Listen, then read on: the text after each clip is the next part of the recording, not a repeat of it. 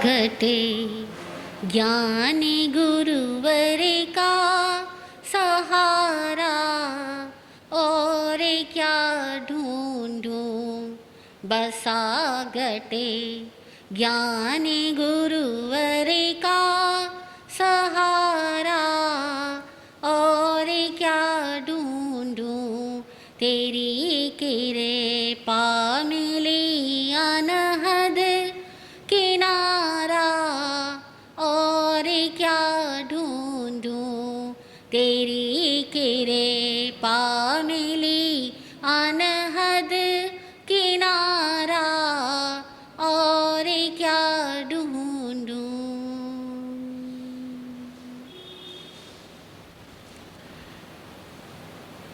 सद्गुरुदेव एवं उनके अनंत ज्ञान को प्रणाम। उपस्थित भव्य आत्माओं की भव्यता को प्रणाम।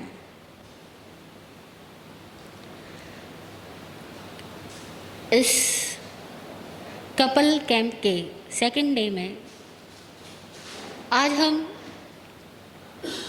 कुछ फीलिंग्स को लेकर के, इमोशंस को लेकर के चर्चा करेंगे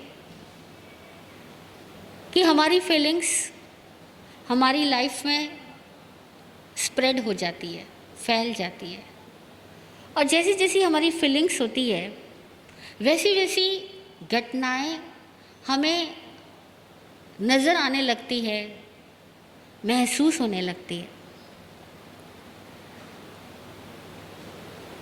फीलिंग यानी महसूस करना एक इतना बड़ा तत्व है कि ये जीवन के संकटों को समृद्धि बना सकता है और समृद्धि को संकट बना सकता है। केवल फीलिंग। इस कपल कैंप में हमें ये देखना है कि हम अपने स्पाउस के लिए फील क्या करते हैं। होता क्या है कि प्रारंभ के दिनों में बहुत प्रेम फील करते हैं, धीरे धीरे चाहते फील करते हैं, अपेक्षाएं फील करते हैं, उसके बाद में अधिकार की भावना फील करते हैं, और उसके बाद में शिकायतें फील करते हैं, उसके बाद में तनाव फील करते हैं, उसके बाद में दुख और इंतहा की घड़ियाँ, और उसके बाद में वियोग फील करते हैं। एक ये क्रम है। मोस्ट ऑफ पीपल इसी पाथ पर चलते हैं, इसी तरीके से जीते हैं कि पहले अट्रैक्शन, फिर लव, फिर डिज़ायर्स, फिर डाउट्स, फिर कंपैरिजन, फिर जेलस, पोजेशन, और फिर स्लोली कंप्लेंट्स, टेंशन्स, डिप्रेशंस, और एक दूसरे के साथ रहते हुए भी एक अलगाव सा। लेकिन एक दूसरा रास्ता और है, जहाँ हम प्रारंभ से लेकर के अंत तक बड़ी समझदारी से हर एक इमोशंस के साथ में अपने आप को हैंडल कर पाते हैं, अपने हर एक इमोशन को हैंडल कर पाते हैं। आओ कुछ नया तरीका भी जाने। क्या अपनी नींद में से आँख खुलते ही हम अपने जीवन साथी का चेहरा देखकर मुस्कुराते हैं?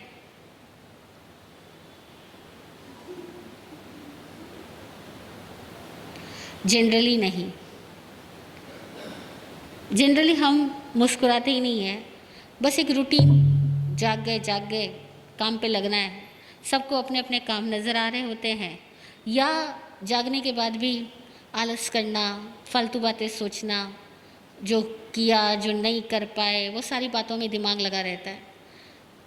इसके साथ में एक आपको फैक्ट और बताना चाहूँगी। वह फैक्ट यह है कि जो बहुत ज़्यादा सोचते हैं वो बहुत कम फील करते हैं। जब बहुत ज़्यादा सोचते हैं वे हकीकत में लाइफ को बहुत कम फील करते हैं, और जो बहुत आनंद को फील करते हैं वे बहुत थोड़ा सोचते हैं, ज़रूरत का सोचते हैं। और अक्सर हमारे सारे रिलेशंस ज़्यादा सोचने की वजह से डिस्टर्ब होते जाते हैं। ज़्यादा सोचने वाला आदमी प्रेजेंट में प्रेजेंट नहीं रह पाता, और इस कारण से वो सामने आए हुए किसी भी दृश्य के साथ उचित रिस्पॉन्स नहीं दे पाता, उचित व्यवहार नहीं कर पाता। हम देखें तो ये प्रॉब्लम हम सब में कहीं ना कहीं होगी कि हम जिसको चाहते हैं जब वो सामने आता है तब हम उसके साथ उतनी ज़्यादा आनंद से जी नहीं पाते। क्यों? क्योंकि तब भी हम बहुत सोच रहे होते हैं। इसीलिए इस सोच को, अति सोच के फैक्टर को हमें ठीक करने के लिए अपनी भावनाओं को, अपनी फीलिंग्स को ज़रा एनालाइज करने की ज़रूरत है कि क्या मैं नींद में से आँख खुलते ही अपने स्पाउस को देख के मुस्कुरा पाता हूँ? क्या मैं पूरी प्रकृति को थैंक्स देने के साथ अपनी फैमिली को थैंक्स दे पाता हूँ? क्या मैं हर दिन इस बात के लिए परमात्मा का शुक्रिया अदा कर पाता हूँ कि उसने मुझे इतना अच्छा लाइफ पार्टनर दिया, इतने अच्छे बच्चे दिए, इतना अच्छा परिवार दिया, इतने अच्छे मम्मी पापा दिए, इतना अच्छा शरीर दिया? क्या मैं इन हर चीज़ के लिए अपने सच्चे जीवन साथी के लिए थैंक्स दे पाता हूँ? थैंक्स फील कर पाता हूँ? न केवल देना, थैंक्स को फील कर पाना। क्या रियली हम थैंक्स की फीलिंग पे आते हैं सुबह उठने के साथ में, ये मेरी वाइफ कितनी अच्छी है, thanks, really she loves me, she cares me. Feel करना, देखो ये फील करना ऐसी चीज़ है कि जैसे हम फील करते हैं प्रेम को, वो प्रेम कई गुना बढ़ जाता है, कई गुना बढ़ जाता है। और जैसे ही हम फील करते हैं इच्छाओं को, इच्छाएं कई गुना बढ़ जाती है। और जैसे ही हम फील करते हैं शिकायतों को, शिकायतें कई गुना बढ़ जाती है। यानी ये फील फैक्टर लाइफ में कितनी ज़्यादा इंपॉर्टेंस रखता है।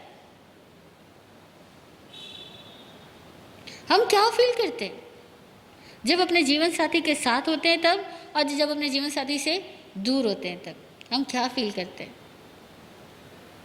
बस इस फीलिंग फैक्टर पे ध्यान दीजिएगा।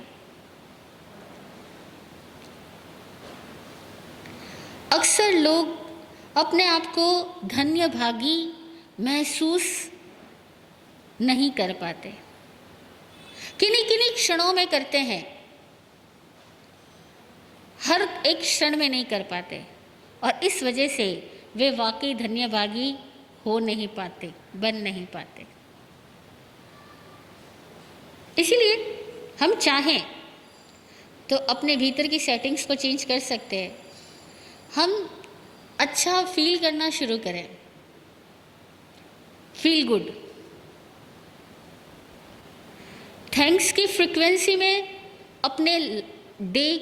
अपने दिन को शुरू करें, और रात को जब सोने लगे तब भी वापस थैंक्स की फ्रीक्वेंसी में आकर के सोएं।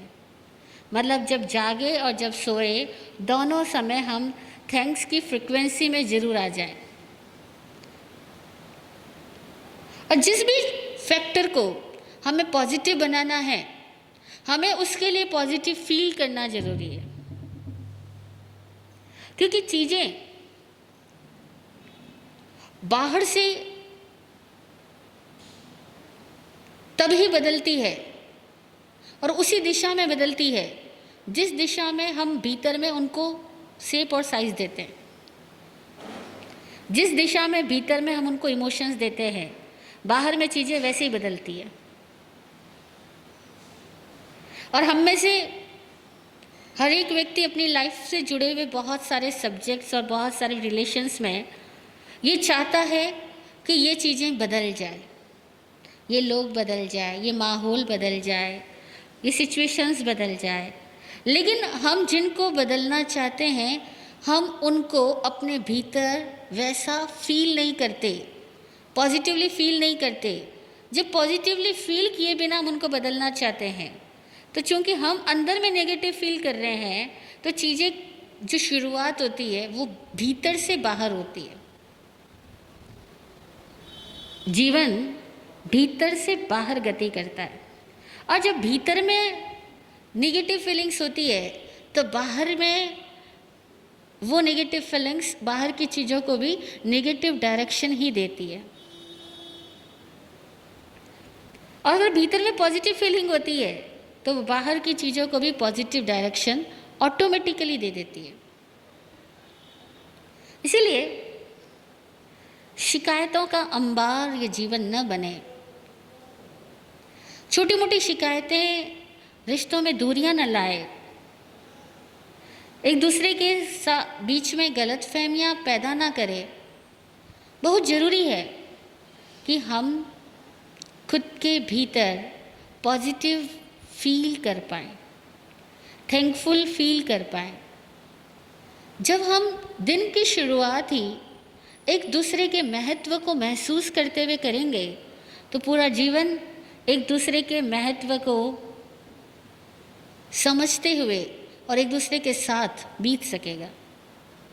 और जब हम मन ही मन एक दूसरे को महत्वहीन या कमज़ोर या कमियों से भरा हुआ देखते हैं, फील करते हैं, तो ज़िंदगी में वही बातें फैलती जाती है और फिर ये भीतर की नेगेटिव फीलिंग्स बाहर के रिश्तों में बहुत दूरियां ले आती है। इसीलिए फील फैक्टर, इस पे ध्यान दो। और सेकंड बात कि हम अपनी फीलिंग्स पे ज़्यादा भरोसा करते हैं या दूसरों की फीलिंग्स पे। ये क्वेश्चन आपके लिए कि आप अपनी फीलिंग्स पे ज़्यादा भरोसा करते हो या दूसरों की फीलिंग पे। अब अपनी फीलिंग पे करते हो। जैसे होता क्या है, वो मुझे प्यार वाकई करता है तो मैं भी उसके प्रति प्यारपूर्ण हूँ, और मुझे पता है कि वो मुझे प्यार नहीं करता तो मैं उसे प्यार कैसे कर सकता हूँ। वो मुझ पे एतबार करता है तो मैं भी उस पर एतबार कर सकता हूँ, कर सकती हूँ। अगर वो मुझ पर एतबार करता ही नहीं तो मैं भला कब तक और कैसे एतबार कर सकती हूँ। किसकी फीलिंग ज़्यादा इम्पोर्टेंट है, सामने वाले की या खुद की? मोस्ट ऑफ टाइम हम सभी लोग सामने वाले की फीलिंग्स को ही रिस्पॉन्स देते हैं, है ना? उसी को वापस जवाब दे रहे होते हैं, प्रत्युत्तर दे रहे होते हैं। हम अपनी फीलिंग्स से नहीं जीते और अपनी फीलिंग्स को भी सामने वाले की फीलिंग्स के साथ चेंज करते रहते हैं। तो उसने प्यार किया, हम भी प्यार में आ गए। उसने गुस्सा किया, हम भी गुस्से में आ गए। वो नाराज़ हो गया, हम भी नाराज़ हो गए। वो लड़ने लगा, हम भी लड़ने लग गए। उसने बोलना बंद कर दिया, हमने भी बोलना बंद कर दिया। तो क्या हुआ कि दूसरों की फीलिंग्स को ही हम रिस्पॉन्ड करते। अब देखना यह है कि कहाँ हमें किसकी फीलिंग को रिस्पॉन्ड करना, किसको इम्पोर्टेंस देना। हम ही तो जानबूझ करके दूसरों की नेगेटिव फीलिंग को इम्पोर्टेंस देते हैं, रेस्पेक्ट देते हैं और उसको ही रिस्पॉन्ड करते हैं। तो हम किसको फैला रहे हैं? अपनी लाइफ में खुद ही तो नेगेटिविटी को फैलाते हैं। भाई सामने वाला नाराज़ हुआ, लेकिन ज़रूरी थोड़ी है कि आप भी नाराज़ बनो। आप कह सकते हो कि आपकी स्वाधीनता है कि आप नाराज़ रहो, लेकिन ये मेरी अपनी स्वेच्छा है कि मैं तब भी आपके प्रति प्रेमपूर्ण रहूं।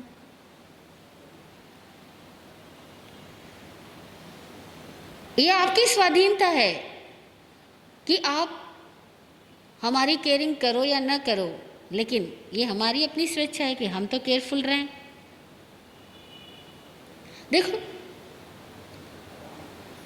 चीज़ें बदलती है खुद को बदलने से, खुद की फीलिंग्स को बदलने से, लेकिन जनरली हम अपनी फीलिंग्स को अपनी समझ से नहीं चलने देते, अपने विवेक से नहीं चलने देते।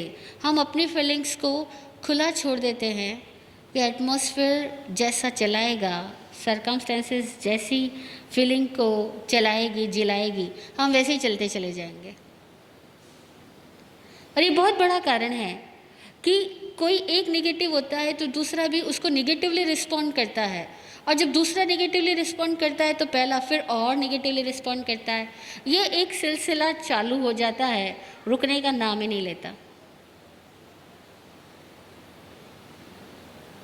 हम कितनी नेगेटिविटी को खींचते रहते हैं, और जब थोड़ी देर के बाद में, थोड़े दिनों के बाद में होश संभालते हैं, वापस प्यार में आते हैं, तो खुद पे हंसते हैं कि लड़ाई का कारण क्या था। तो हंसी आती है कि लड़ाई का कारण तो कोई था ही नहीं, लेकिन वो भी तना हुआ था और मैं भी तनी हुई थी। जनरली हमारे लड़ाई के मुद्दे बड़े नहीं होते, लेकिन लड़ाइयाँ बड़ी हो जाती है। क्यों? Is it right? हमारे लड़ाई के मुद्दे बड़े नहीं होते, लेकिन लड़ाइयाँ बड़ी हो जाती है क्योंकि हम ऐसा मानना शुरू कर देते हैं कि जब वो नेगेटिव बोला तो मैं क्यों ना बोलूँ। थोड़ी सी साइकोलॉजिकली इन बात पे सोचें, और हमें ऐसा लगता है कि वो नेगेटिव बोला तो मैं क्यों ना बोलूँ। इसका मतलब ही यह है कि कहीं न कहीं पहले से ही मन में दूसरे के लिए नेगेटिविटी भरी हुई थी, स्टॉक थी, नहीं तो कैसे बोलते। अगर थैंकफुल की फीलिंग में होते तो नेगेटिविटी को स्टॉक कर नहीं सकते थे, और नेगेटिविटी का स्टॉक कर नहीं सकते थे तो आप नेगेटिव चीज़ों पे भी नेगेटिव रिस्पॉन्ड कहाँ से करते, कहाँ से लाते नेगेटिव रिस्पॉन्स? जरा सोचो। और हम में से अधिकांश लोग एक ऐसा फील करते हैं कि शादी हो गई, यानी एक तरह से हमने एक लाइसेंस प्राप्त कर लिया एक दूसरे व्यक्ति को जो चाहे वो कुछ बोलने का, एक दूसरे के साथ जो मर्जी करने का, क्योंकि अब तो लाइसेंस मिल गया। और मैं कुछ भी बोलूँ सामने वाले को सुनना पड़ेगा, मैं कुछ भी करूँ सामने वाले को सहन करना पड़ेगा। लेकिन कहीं ऐसा तो नहीं कि हम इस रिश्ते का कुछ ज़्यादा ही दुरुपयोग कर रहे हो, इस रिश्ते में कुछ ज़्यादती कर रहे हो।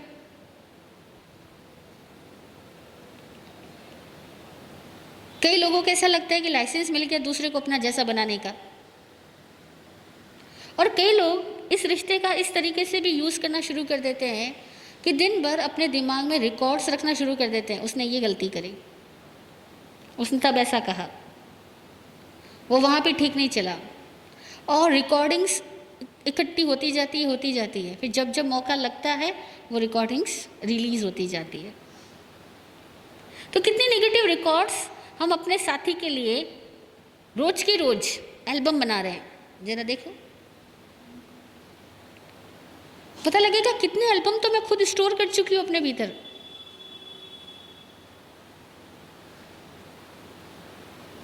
और जरा कोई स्विच ऑन करने वाला, कोई तीली फूकने वाला मिलेगा, ये सारे बवाल बाहर आ जाएंगे। खुद भी हैरान होंगे, घर वाले भी हैरान होंगे, बच्चे भी हैरान होंगे कि ये क्या हो रहा है। इतनी बातें कहाँ से लाई तू? तब की तेरे दिमाग में थी। वो कहेगी हाँ हाँ सब दिमाग में थी, बोलती नहीं, उसका मतलब ये थोड़ी है। हम सब कितने नेगेटिव रिकॉर्ड्स इकट्ठे करके रखते हैं। तो देखना यह है कि जब हम नेगेटिवली रिस्पॉन्ड करते हैं किसी को, इसका मतलब ही यह है कि हम कहीं न कहीं पहले से ही उनके प्रति मन में शिकायतों से भरे हैं। और शिकायतों से क्यों भरे हैं? क्योंकि हमें एक दूसरे के होनेपन को, वो है, उसी बात की खुशी मनाना नहीं आता। वो है, इस बात की खुशी मनाना नहीं आता। वो मेरी जिंदगी में है, इतना ही काफ़ी नहीं है खुश होने के लिए। लेकिन नहीं, इतना ही काफ़ी नहीं है। हमें हमेशा लगता है वो है, लेकिन ऐसा क्यों नहीं है, वैसा क्यों नहीं है, ये ऐसा वैसा, यही शर्तें हैं, यही अपेक्षाएं हैं, यही कंडीशंस है। और ये हमें किसी भी इंसान को वो जैसा है उसको वैसा ही स्वीकार करने से और महसूस करने से रोकती है।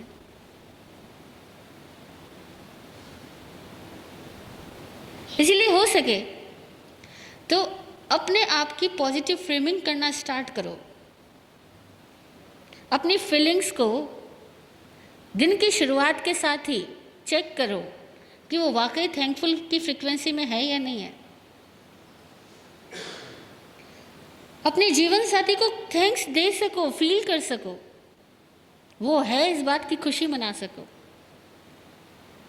और अगर आप देखने लगो तो आपको सैकड़ों चीज़ें रोज़ नज़र आएगी जिनके लिए आप उन्हें थैंक्स दे सको, जिनके लिए आप अपने परमात्मा को थैंक्स दे सको, जिनके लिए आप इस प्रकृति को थैंक्स दे सको।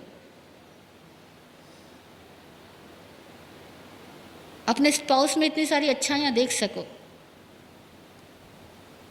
अगर अच्छाई देखने की आदत नहीं बची है तो वापस से शुरुआत कीजिए, एक नई आदत डालिए अच्छाई देखने की, थैंक्स फील करने की, ग्रेटफुल फील करने की, लव फील करने की आदत डालिए। क्योंकि धीरे धीरे रिश्ते चलते चलते ऐसे हो जाते हैं कि लोग एक दूसरे में प्रेम को फील करना ही बंद कर देते हैं। बस साथ है, मजबूरी है या ज़रूरी है, इसके सिवा कोई चारा नहीं है। और तब रिश्ते बेजान हो जाते हैं। वृक्षों को भी पानी ना दो ना तो वे भी सूख जाते हैं और एक दिन टूट के गिर जाते हैं। तो ये तो रिश्ते हैं जो इंसान की भावनाओं से ही बनते हैं, भावनाओं का भोजन खा कर के ही जीते हैं, पलते बढ़ते हैं। और जब भावनाएं आहत होती होती होती होती बहुत ज़्यादा स्तर तक आहत हो जाती है तो रिश्ते मानसिक रूप से टूट जाते हैं। और जब रिश्ते मानसिक रूप से टूट जाते हैं तो फिज़िकली वो रहे ना रहे, क्योंकि रिश्तों की सोच ही दिमाग में होती है, फिजिक्स में नहीं होती। इसीलिए इस फील फैक्टर को संभालना होगा। अब बात यह है कि हम सब में कुछ न कुछ डीमेरिट्स तो है ही, जैसे गुस्सा आना, कभी लालच आना, कभी घमंड आना, कभी झूठ बोल देना, कभी कुछ छुपा लेना, ये सारी डीमेरिट्स हम सब में है। जब हम सब में डीमेरिट्स है तो हम इसके साथ अपना बैलेंस कैसे करें, इसके साथ अपने आप को चेंज कैसे करें। तो डीमेरिट्स के लिए कुछ टिप्स कि अगर लगे स्पाउस में से किसी को भी ये लगे कि मैं बहुत गुस्से वाला हूँ या मेरा साथी बहुत गुस्से वाला है। अब साथी बहुत गुस्से वाला है तो उसको चेंज तो वो खुद करेगा, लेकिन आप अगर बहुत गुस्से वाले हो, क्योंकि आप दोनों बैठे हो यहाँ पे तो दोनों अपने लिए सोच सकते हो कि आप अगर गुस्से वाले हो तो आप एक काम करो, अपने लाइफ पार्टनर को आराम से बोल के कह दो कि मैं गुस्से वाला हूँ, मुझे बात बात पे गुस्सा आता है, लेकिन मेरे गुस्से को तुम दिल से मत लगाना। मैं तुम्हारी वजह से गुस्सा नहीं करता हूँ, मैं हूँ ही ऐसा इसलिए गुस्सा कर पड़ता हूँ। ये मेरी पुरानी आदत पड़ चुकी है गुस्सा करने की, लेकिन तुमको दुखी करने के लिए नहीं करता, तुम्हारे लिए नहीं करता, तुम पर नहीं करता, पर चूँकि सामने तुम होती हो तो तुम पे निकल जाता है। तो तुम मेरे गुस्से को अपने से कनेक्ट मत करना, दुखी मत रहना, मेरे गुस्से को अपना समझना ही मत। बस समझ लेना कि ये आदमी थोड़ी देर के लिए एक तरह के मोशन में आ गया था और वो इमोशन उसमें से निकल गया। मैं खुद भी ठीक करने की कोशिश कर रहा हूँ लेकिन कर नहीं पा रहा हूँ, तो प्लीज़ एक्सेप्ट मी। अगर कह दो, एक हैरानी वाली घटना घटेगी कि आपका जीवन साथी आपके गुस्से को खुद के साथ कनेक्ट करना बंद कर दे और आराम से आपके इस चेहरे को भी देखना शुरू कर लें, स्वीकार करना शुरू कर लें। क्योंकि हमारे एक चेहरे तो है नहीं, हम सब के न जाने चेहरे के नीचे कितने चेहरे हैं।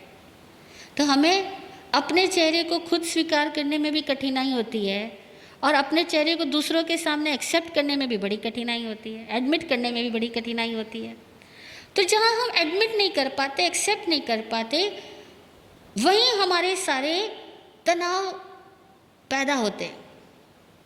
तो हम क्यों ना आसानी से कह दें, अगर कोई ये प्रयोग करके देखे कि अपनी कमजोरी को सामने वाले के सामने इस तरीके से स्पष्ट कर दे कि भैया मुझ में ये है, मैं ठीक करने की कोशिश में लगा हुआ हूँ, फिर भी अगर हो जाए तो अपने से कनेक्ट मत करना। अब देखो, सामने वाले को तो शांति मिलेगी जो मिलेगी, गुस्सा करने वाला व्यक्ति इतना अवेयर हो जाएगा गुस्सा करने से पहले कि दोबारा गुस्सा करना उसके लिए कठिन होता चला जाएगा। धीरे धीरे उसकी हैबिट खत्म हो जाएगी। एक्सेप्टेंस चीज़ों को बदल देगी। और जब हम एक्सेप्ट नहीं करते तब हम उन चीज़ों पे इतना ज़्यादा कई बार फोकस कर देते हैं अपने आप को और उन चीज़ों को लंबा कर देते हैं कि वो चीज़ें जितनी छोटी थी, लंबा करने की वजह से उतनी ही विशालकाय बन जाती है और ज़िंदगी के सारे प्यार, इज्जत, सम्मान, सद्भाव, इस सारे अच्छे इमोशंस को ख़त्म कर देती है।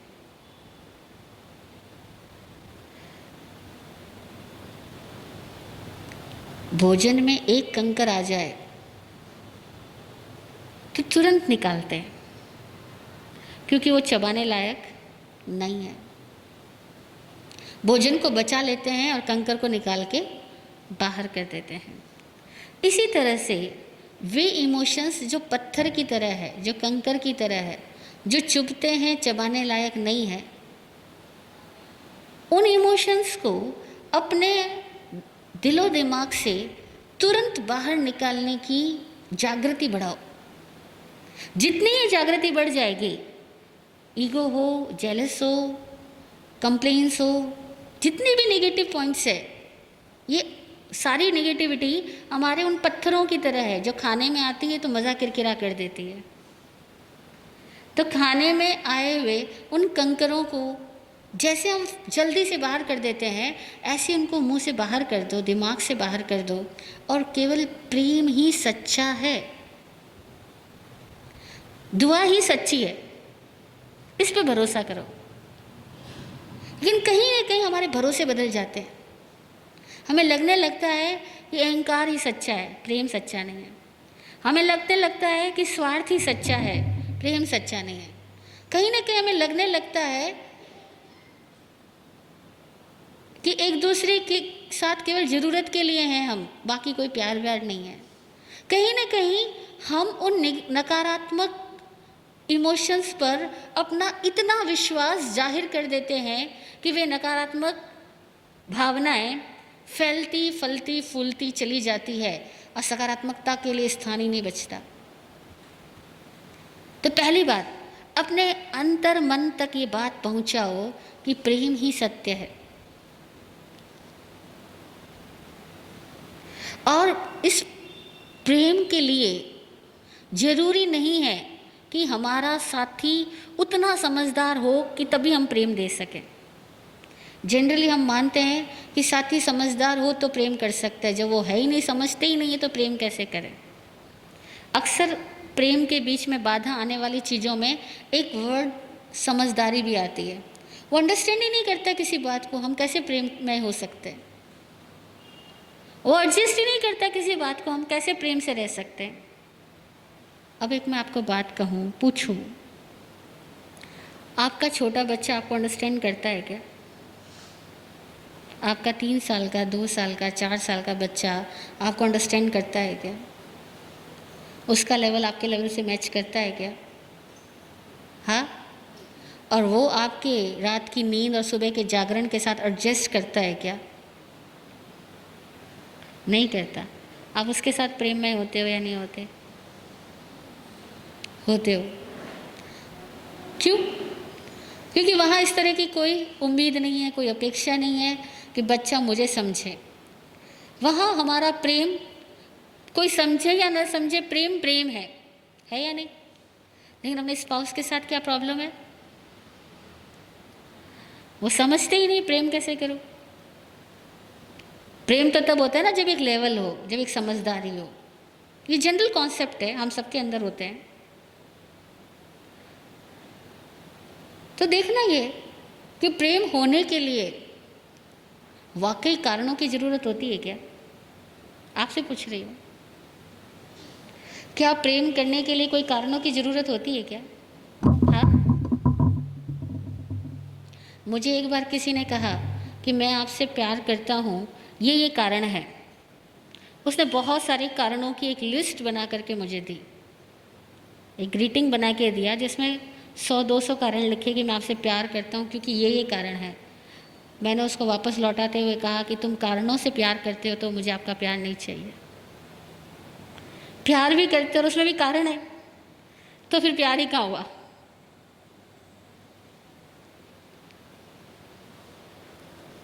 पंद्रह 16 साल पहले मेरा ऐसा सोच था। मैं कहती प्यार के लिए भी कोई कारण चाहिए क्या? प्यार तो अकारण होता है।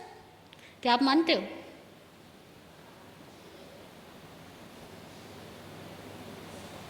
प्रेम अकारण होता है या प्रेम के लिए भी कारण चाहिए?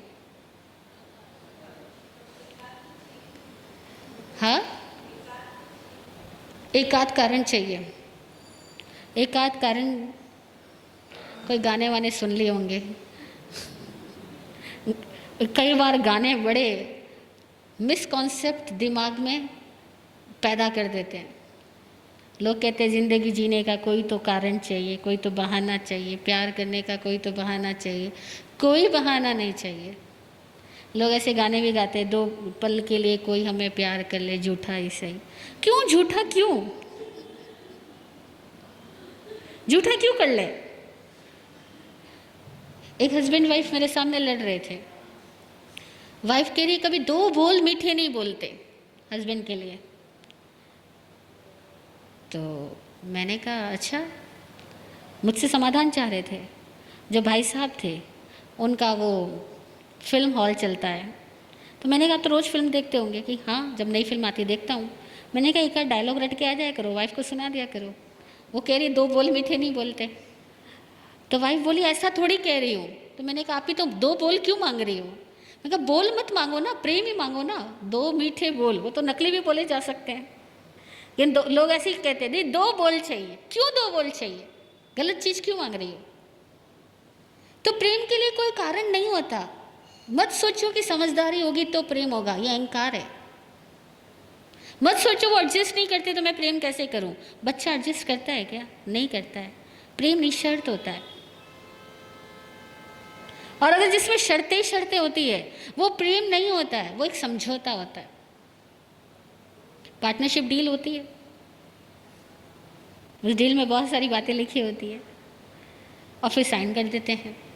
और आजकल न्यूज़पेपर में आ भी रहा है। 2 दिन पहले मैं देख रही थी कि भारत सरकार शादी पूर्व समझौते को कानूनी रूप से मान्य कर रही है, जिसमें शादी पूर्व सारे समझौते लिख दिए जाएंगे कि शादी इन समझौतों के आधार पर चलेगी, और अगर ये समझौते नहीं माने गए तो तलाक के प्रावधान का भी समझौता पहले से लिख दिया जाएगा। लोग पहले से ही साइन करने के बाद ही शादी करेंगे। तो फिर शादी क्यों करें? लेकिन ऐसा ही है, धीरे धीरे ये रिश्ते समझौते के रिश्ते हो जाते हैं। क्यों हो जाते हैं? क्योंकि हमारे सबके दिमागों में प्रेम को लेकर के कई तरह की गलत धारणाएं होती है, सशर्त सोच होती है, मान्यता और संस्कार होता है। और इंसानों को जब हम अपनी मान्यता और संस्कार से तोलते हैं तो कोई भी इंसान निश्चित तौर से दुखी होगा, क्योंकि मान्यताएं और संस्कार ऐसे ही है जैसे कि शरीर पे पहनने के लिए कपड़े। जैसे कपड़े हम नहीं हैं, ऐसे ही मान्यता और संस्कार भी हम नहीं हैं। लेकिन आज दिन तक दुनिया में धर्मों के नाम पे प्रेम को दबाया गया, जाति के नाम पे प्रेम को दबाया गया, खानदान के नाम पे प्रेम को मारा गया, पैसे नहीं पैसे के नाम पे प्रेम को मारा गया। क्यों? क्योंकि वे लोग इन चीज़ों को, कपड़ों जैसी स्थूल चीज़ों को प्रेम के साथ कनेक्ट करते हैं। अगर वाकई प्रेम को समझ सको तो प्रेम बिना शर्त का होता है। और प्रेम लेने में खुशी नहीं मनाता, प्रेम देने में खुशी मनाता। प्रेम देकर के खुश होता है, लेकर के नहीं। और व्यापार लेकर के खुश होता है। व्यापारी देता भी है तो लेने के लिए, लेकिन प्रेमी देता भी है तो देने के आनंद के लिए। अब देख लो कि हमारी लाइफ पार्टनर के साथ प्रेम है या बिजनेस है। अगर बिजनेस ही है, जब आप ही बिजनेस कर रहे हो तो सामने वाले से बिजनेस की उम्मीद करो ना, फिर प्रेम की उम्मीद क्यों करते हो? अगर आप बिजनेस डील ही कर रहे हो, जरूरत के ही रिश्ते हैं, तो जरूरतों तक ही सीमित रखो। और जरूरत के रिश्ते अगर जरूरतों तक ही सीमित रखे जाए तो वे रिश्ते कभी नहीं टूटते। एक युवक मुझसे कह रहा था कि जैसे हम सारे काम करते हैं अलग अलग टाइम पे, बस इसी तरह से हम जब ज़रूरत हो तो पति बन जाएं, पत्नी बन जाएं, वरना हम क्यों अपनी पत्नी के पास पति बन करके 24 घंटे पति की पोस्ट के साथ चिपक करके रहें। मैंने कहा बिल्कुल ठीक बात है। अगर ज़रूरत के रिश्ते हैं तो आपको पति बनने की ज़रूरत ही क्या है? जब ज़रूरत हो तो पत्नी को पत्नी बनाओ, खुद को पति बनाओ, नहीं तो बिना ज़रूरत के क्यों जाओ। अब सोच यहाँ तक आ गई है, हमारे रिश्ते ज़रूरत के रह गए हैं। अच्छा, ज़रूरत के रिश्ते रह गए तो फिर अपेक्षा किस बात की, फिर भावनाएं किस बात की? अबे भावनाएं नहीं तो आहत होने की बात ही कहाँ आई? भूख लगी, किसी भी फूड सेंटर से भोजन किया ना, बात खत्म हुई। फूड सेंटर के साथ कोई दोस्ती थोड़ी है। लेकिन अगर प्रेम के रिश्ते हैं तो प्रेम को शुद्ध बनाओ, अशुद्धियों से बचाओ। भावनाओं को शुद्ध बनाओ, अशुद्धियों से बचाओ। अशुद्धियां सब में हैं, लेकिन अशुद्धियों को फिल्टर किया जाता है। खाने को, पानी को, दूध को, सबको हम फिल्टर करके पीते हैं। चाय को भी छान के पीते हैं। जब हर चीज़ छान के पी जा सकती है, खाई जा सकती है, ग्रहण की जा सकती है, हर चीज़ को बरकरार रखने के लिए उसको पालन पोषण दिया जा सकता है, स्वच्छ किया जा सकता है, तो रिश्तों को क्यों नहीं? रिश्तों को भी फिल्टर बनाओ। जहाँ लगे कि भावनाओं में कुछ कमियां आ रही है, कुछ नकारात्मकता आ रही है, तो अपने विश्वास को अटूट बनाओ कि मेरा प्रेम पे भरोसा है और प्रेम अमर है, प्रेम एवरलास्टिंग है। चाहे रिश्ता रहे ना रहे, प्रेम अमर है। इतना भरोसा कर सको, तब देखो नकारात्मकता हावी नहीं होगी। आ भी गई तो कंकर की तरह निकाल के अलग की जा सकेगी। नहीं आए, इतने वीतराग और इतने ज्ञानी तो हम है नहीं। आ जाए लेकिन तुरंत उसको निकाल के अलग कर दिया जाए। अगर ये सावधानी बरती जाए तो हमारे ये लाइफ प्रेम के साथ ही ज्ञान को भी उपलब्ध होगा, प्रेम के साथ ही क्षमा, सरलता, दान, सेवा, ये सारे सद्गुण जीवन में स्वतः समयानुसार विकसित होते जाएंगे। टाइम टू टाइम ये सारी क्वालिटीज़ ऑटोमेटिकली विकसित होती ही है अगर प्रेम है तो। क्योंकि प्रेम आदमी को सहना सिखाई देता है, और जब प्रेम नहीं होता है तो आदमी दूसरों को सहना सिखा देता है।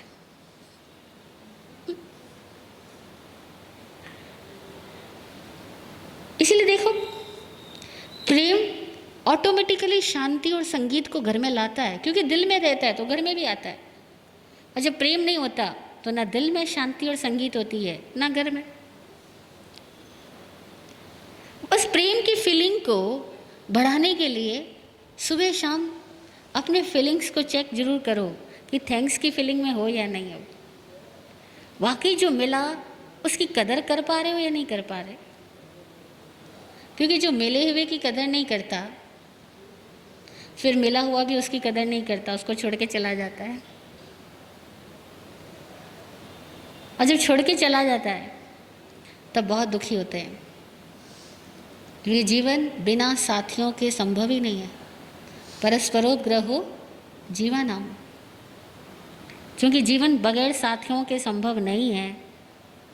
इसीलिए हर साथी के साथ के लिए धन्यवादी बनो, कृतज्ञ बनो और अपने जीवन साथी में उन सारे सद्गुणों को महसूस करो जो चाहे उनमें नहीं है, लेकिन आप चाहते हो कि वो हो।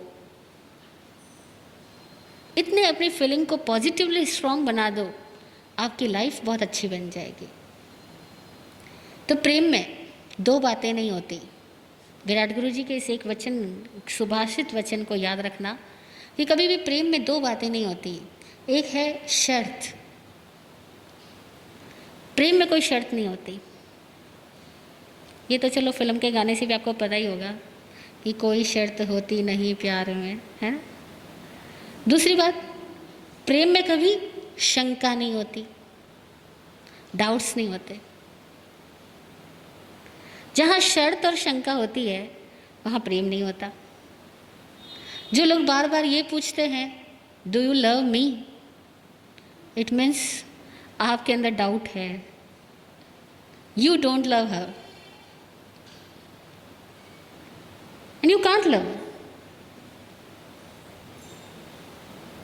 इसलिए दो तत्व से बचना, पत्थर है, कंकर है, भोजन में गिर जाते हैं, निकाल देना, एक शर्त और एक शंका। ठीक है। तो अपनी फीलिंग्स को हम कैसे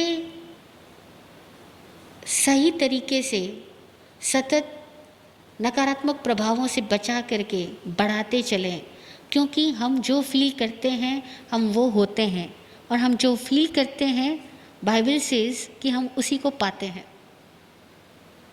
बाइबल कहती है कि आप अपने भीतर जो सोचते हो आप वैसे ही हो जाते हो, और आप अपने भीतर जो सोचते हो आप वैसा ही माहौल पाते हो।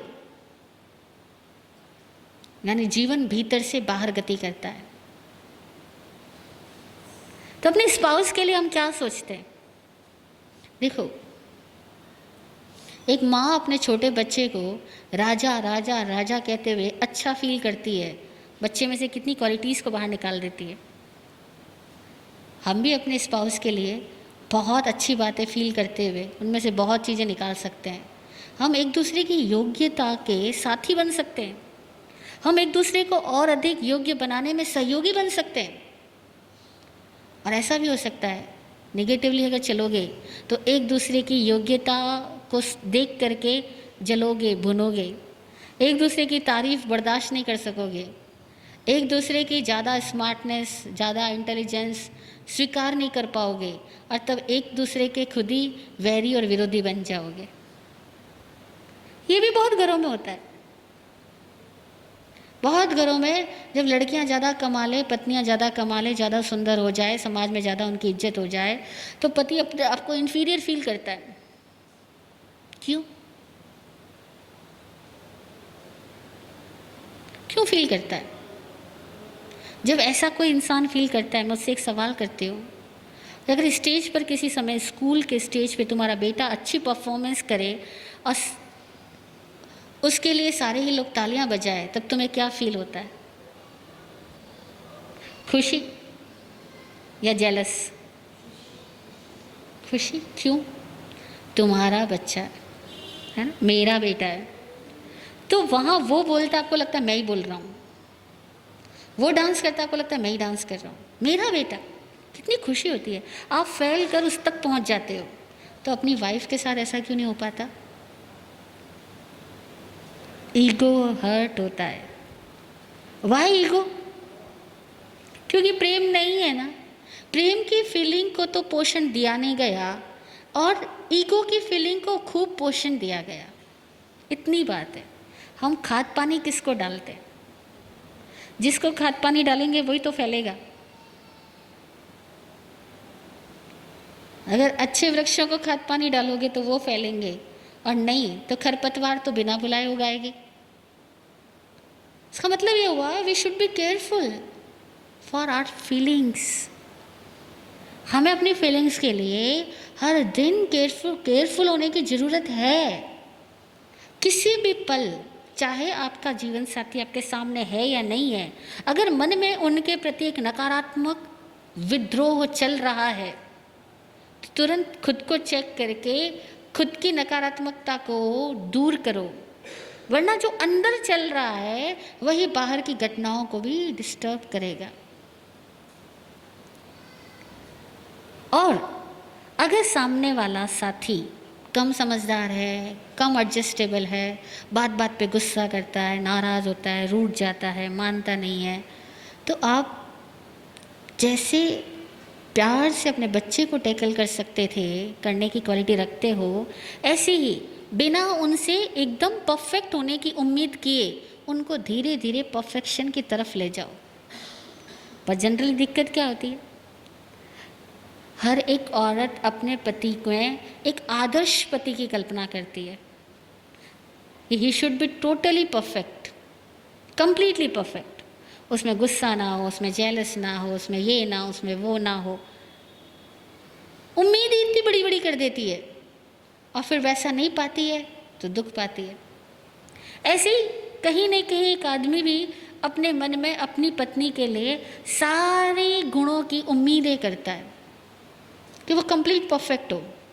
अगर नहीं है तो दिक्कत मत मानो, हम साथ साथ हैं, साथ साथ बढ़ने के लिए, न केवल साथ साथ रहने के लिए बल्कि साथ साथ बढ़ने के लिए, साथ साथ पढ़ने के लिए, साथ साथ सीखने और समझने के लिए। जब साथ साथ पढ़ने, बढ़ने, सीखने, समझने के लिए अगर हम हैं ही, तो क्यों ना हम एक दूसरे के सहयोगी बन करके साथ साथ एक दूसरे को सीखे, समझे और आगे बढ़े। क्यों हम पहले ही उम्मीद करें कि वो बदले तो मैं बदलूंगा। जनरली लड़ाइयाँ यहाँ आके अटक जाती है कि वो सॉरी मांगे तो मैं मांगूंगा, वो बदलेगा तो मैं बदलूंगा, वो ऐसा करेगा तो मैं भी ऐसा करूँगा। छोटे बच्चे होते हैं ना, कैसे आपस में लड़ते हैं, तब इस तरह की बातें बोलते हैं। बड़े होने के बाद हम भी इसी तरह की बातें बोला करते हैं। कहीं ना कहीं हम हर हाल में अपने बचपने को ही जी रहे होते हैं। तो दूसरे से योग्यता की अपेक्षाएं, आकांक्षाएं किए बगैर उनके योग्य होने की सद्भावना करो और उनको योग्य बनाने में सहयोगी बनो। स्वामी राम हुए एक वेदांत के संत हुए, वेदांत दर्शन के, धर्म के।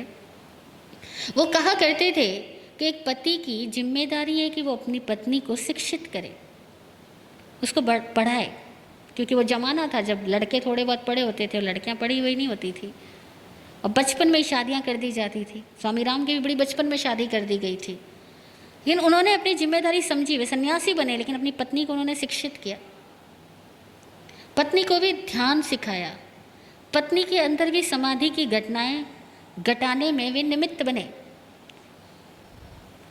तो स्वामी राम कहते कि पति की जिम्मेदारी है कि अपनी पत्नी को धीरे धीरे वो विकसित करे।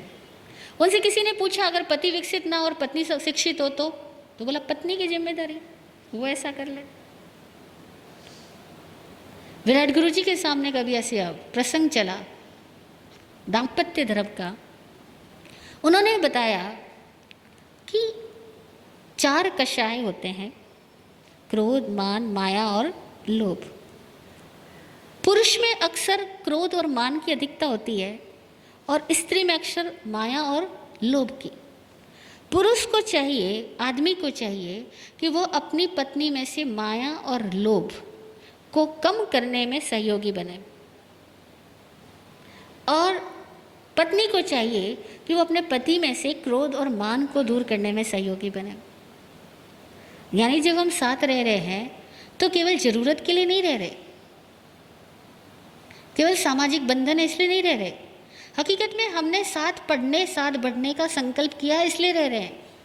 तो हम एक दूसरे की कमजोरियों को एक्सेप्ट करते हुए उनको दूर करने में सहयोगी बने, मददगार बने। अब क्रोध और मान को प्रेम से, समर्पण से दूर किया जा सकता है, माया और लोभ को उदारता से, सरलता से, त्याग से दूर करवाया जा सकता है। लेकिन वो टेक्निक्स हर आदमी को अपने प्लेटफॉर्म पर खुद ही पैदा होगी, खुद ही समझ में आएगी। लेकिन तभी समझ में आएगी जब वो इस दिशा में क्रिएटिवली, पॉजिटिवली सोचेगा। और अगर उसका पॉजिटिव एफर्ट्स नहीं है तो पूरे दिन रात एक दूसरे को ब्लेम ही करते रहेंगे। एक दूसरे की कमियों के लिए ब्लेम करना, इसका मतलब ही यह है कि हम एक दूसरे के सहयोगी और साथी नहीं हैं, दुश्मन है, तभी तो ब्लेम कर रहे हैं। ब्लेम करना टोटली रॉन्ग है। ब्लेम करने का मतलब ही है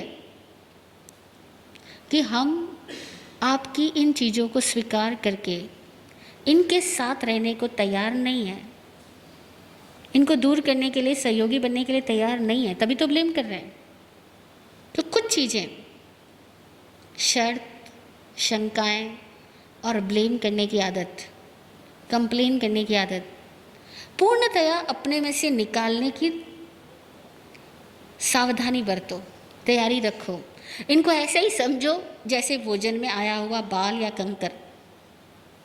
बाल कितना ही छोटा हो लेकिन पूरे भोजन को डिस्टर्ब कर देता है, कंकर कितना ही छोटा हो पूरे भोजन को खराब कर देता है। तो ऐसे ही इनको अपने अंदर से निकालते चले जाओ। फिर देखो, भाव रखो कि हमें एक दूसरे के विकास में भी सहयोगी बनना है। जीवन रुकता नहीं है, शादी हो गई तो जीवन रुका नहीं। इस शादी के साथ एक नई गाड़ी में बैठ करके हमने यात्रा शुरू की है। सड़कें वही है, गाड़ी बदल गई है। जब गाड़ी बदल गई है, सड़कें वही है, यानी जीवन वही है, केवल उसमें सफ़र करने का तरीका बदल गया है। तो इस बदले हुए तरीके में हम अपने आप को निरंतर जागृत रख के अपनी गाड़ी को चलाएंगे तो गाड़ी कहीं एक्सीडेंट नहीं करेगी। एक्सीडेंट ना हो, प्रेम से जागे, प्रेम से सोए, हंसते हुए जागे, हंसते हुए सोए, एक दूसरे के लिए धन्यवादी और फील करते हुए जागे, फील करते हुए सोए, ज़िंदगी खुशनुमा। और जिनको इन रिश्तों में बढ़ना नहीं आया उसको भी मुक्ति की साधना करना भी नहीं आया, क्योंकि मुक्ति की साधना प्राप्त निमित्तों में ही की जाती है। प्राप्त निमित्तों से पलायन करके अप्राप्त की कामना में नहीं की जाती। और आखिर तो अपनी योग्यता को विकसित करना ही इष्ट है, तो चाहे गृहस्थ में रह के की जाए, चाहे गृह त्याग के। लेकिन महत्वपूर्ण बात तो अपनी योग्यता को विकसित करना है। और तब तक आपकी योग्यता विकसित हुई नहीं मानी जाएगी जब तक आपके साथ से आपके साथियों की योग्यता भी विकसित नहीं हो रही है। क्योंकि जब आप अमीर होते हो तो आपकी पत्नी भी अमीर होती है, नहीं होती? जब आप अमीर होते हो तो आपकी पत्नी भी अमीर होती है। इसी तरह से जब आप योग्य होते हो तो आपका साथी भी योग्य होता ही है। और आपको लगता है कि मेरा साथी अयोग्य और मैं योग्य हूँ, तो भाई साहब देखने में भूल हो रही है, देखने में भूल हो रही है। अपनी योग्यता, अपनी अयोग्यता कहीं दिखलाई नहीं पड़ रही है। ठीक है, जय हो। आपके प्रश्न आमंत्रित है।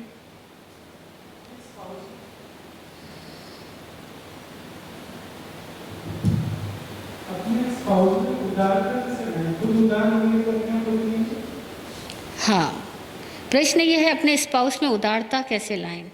अपने स्पाउस में उदारता लाने का बहुत अच्छा तरीका है, खुद उदार बनो और इकट्ठे कहीं दान करो, कहीं सेवा करो, कहीं त्याग करो।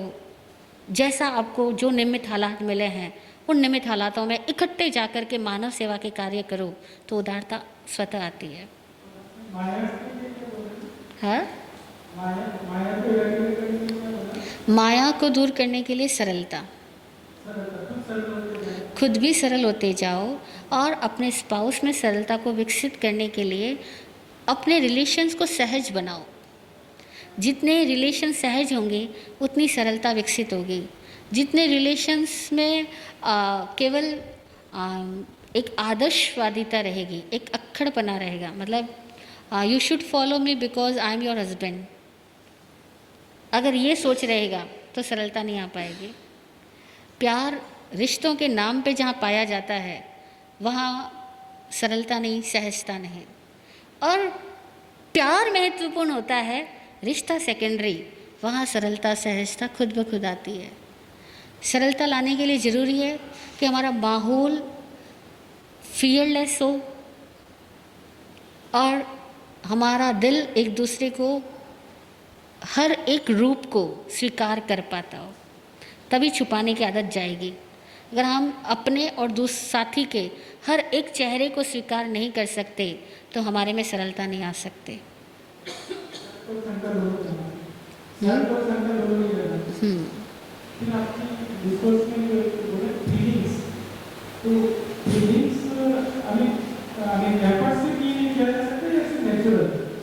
प्रश्न ये है, फीलिंग्स एफर्ट से लाई जा सकती है या नेचुरल होती है? दोनों बातें हैं। फीलिंग्स नेचुरल भी होती है, फीलिंग्स एफर्ट से भी लाई जाती है। और अगर नेगेटिव फीलिंग्स आदतन पड़ चुकी है तो उन आदतन नेगेटिव फीलिंग्स को चेंज करने के लिए हमें पॉजिटिव फीलिंग्स का एफर्ट करना होगा।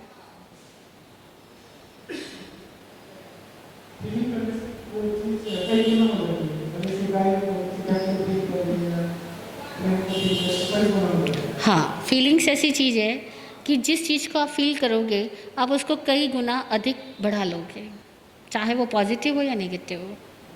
It's true. जय हो। और किसी की कोई जिज्ञासा?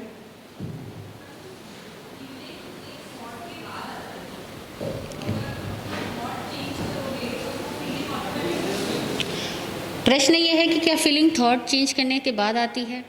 दोनों बातें हैं। थॉट चेंज करने से फीलिंग चेंज हो जाती है और फीलिंग्स चेंज करने से थॉट्स चेंज हो जाते हैं। दोनों एक दूसरे के लिए कॉम्प्लीमेंट्री है।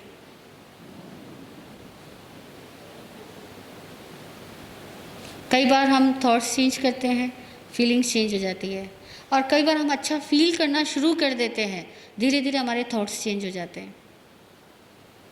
जैसे कि हम किसी स्थान पर जाएं और बुरा फील करना शुरू कर दें, मैं यहाँ क्यों आ गया, तो फिर हमें हर चीज़ में कमियां नज़र आने लगती है। और अगर हम किसी स्थान पर जाएं और हमें बहुत अच्छा फील करना शुरू कर दें, वाह अमेजिंग मैं यहाँ पहुँच गया, वहाँ हमें हर चीज़ में ब्यूटी नज़र आती है। जबकि वहीं रहने वाले बहुत सारे लोगों को वहाँ कोई ब्यूटी नज़र नहीं आती, बिकॉज यू फील दिस।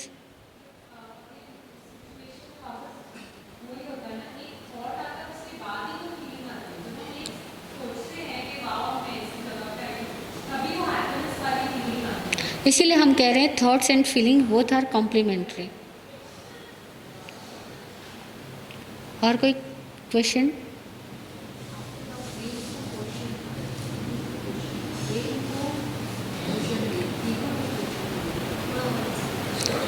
प्रश्न ये है, प्रेम को पोषण दे, ईगो को पोषण ना दे, उसको कैसे एक्सप्लेन करना? अपनी लाइफ में हर एक चीज़ पे देखो, जहाँ आपका ईगो हर्ट होता है, ईगो टकराता है, आप उन मुद्दों को लंबा करो ही मत, उन मुद्दों को तुरंत हटाओ और अपने भीतर में एक ही बात कहो कि प्रेम सत्य है, प्रेम शाश्वत है। मैंने इसको टोटली एक्सेप्ट कर लिया, तो अब ईगो किस बात का? प्रेम में एक्सेप्टेंस आता ही है और ईगो में कंप्लेंस ऑटोमेटिकली आती है। इसलिए जहाँ कंप्लेंस आ रही है समझ लो ईगो है। ईगो कम होता जाएगा, कंप्लेंस कम करते जाओ, ईगो कम होता जाएगा। और कंप्लेंस कम करने का एक सीधा सा सिंपल सा फार्मूला है, हर चीज़ में क्वालिटी सीकर बनो और थैंकफुल बनो। ईगो को कम करने का तरीका है थैंकफुल एंड क्वालिटी सीकर बनो। सब में गुण देखो, सब में क्वालिटीज़ को देख पाओ। नहीं है तो उसमें किसी और तरीके की होगी। अगर वो आदमी गलत बोल रहा है, उसके गलत बोलने से कुछ अच्छा होगा, ये सोचो। जो बात आपको गलत लग रही है उससे भी कुछ अच्छा होने वाला होगा, ये सोचो। जैसे हम कहते हैं कि पापा ने तुम्हें डांटा बेटे, तो तुम्हारे भले के लिए डांटा। अब आपने क्या कहा अपने बेटे को कि पापा ने तुम्हें डांटा, लेकिन तुम क्या तुम्हारे भले के लिए डांटा, यानी उनकी बुराई में भी तुमने उनकी अच्छाई बेटे को दिखलाई। तो जब बेटे को तुम ये बात समझा सकती हो तो अपने आप के मन को अपने पति के बारे में या पत्नी के बारे में क्यों नहीं समझा सकते हम?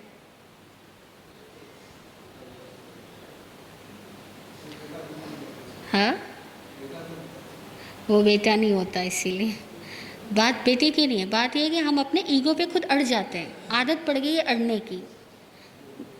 ये ख्याल रखो, जहाँ अड़े बस वहीं रिश्ते टूटने शुरू होंगे, वहीं प्रेम टूटना शुरू होता है। अड़ना तो बिल्कुल नहीं। धर्म का सार विनय है, विनय है, विनय है। सिद्धि का प्रारंभ, हर तरह के सुख का प्रारंभ नमो से होता है। अगर नमो नहीं है, आप किसी तरह की सिद्धि, सफलता, सुख को प्राप्त नहीं कर सकते। इसीलिए झुकना सीखो, नमो सीखो। गुण देख के झुको, गुण फील करके झुको। लेकिन कुछ हमारे यहाँ रॉन्ग वायरिंग माइंड में हो चुकी है।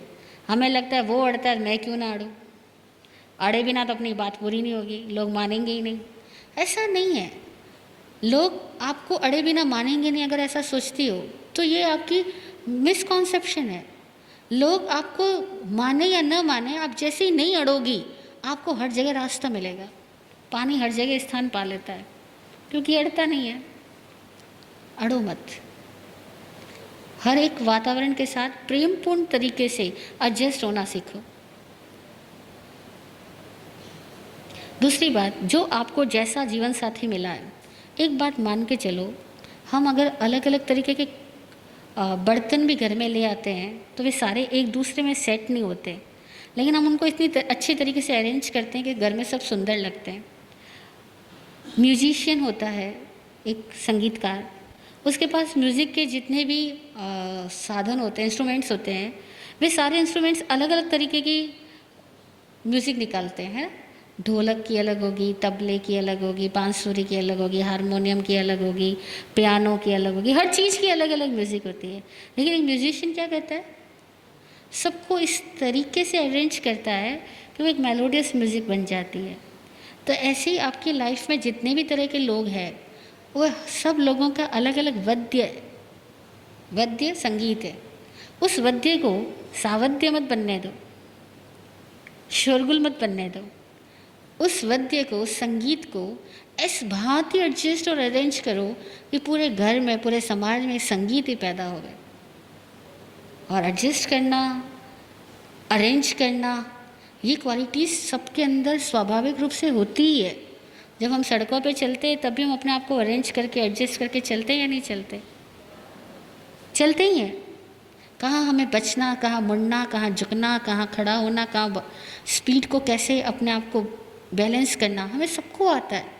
ये क्वालिटीज़ हम सब में तो ऑटोमेटिकली है। डीमेरिट्स तो हमारी जिद की वजह से बैठी है, इसलिए जिद छोड़ दो तो डीमेरिट्स खत्म हो जाएगी। बस। जय हो। मंगल पाठ करें। चता